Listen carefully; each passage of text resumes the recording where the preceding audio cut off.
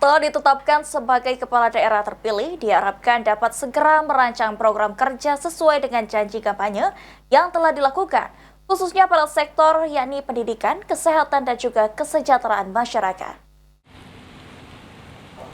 Provinsi Sumatera Selatan telah menetapkan 9 kepala daerah terpilih, yakni 1 pasangan calon gubernur dan wakil gubernur, dan 8 pasangan calon bupati dan wali kota di Sumatera Selatan.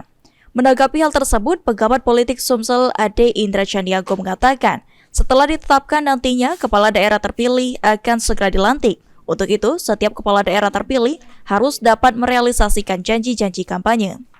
Menurut Ade, kepala daerah terpilih harus dapat memprioritaskan permasalahan di 3 sektor, di antaranya sektor pendidikan, kesehatan, dan kesejahteraan masyarakat pada masa 100 hari kerja.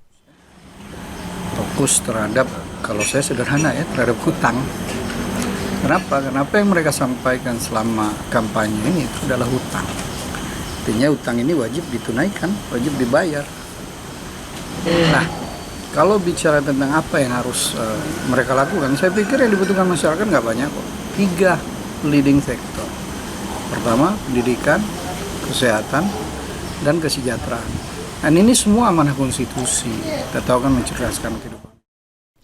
Selain itu, perlu adanya komitmen antara pemerintah bersama OPD dalam menjalankan visi dan misi, serta program kerja untuk kesejahteraan masyarakat. Eki Saputra, PAL TV.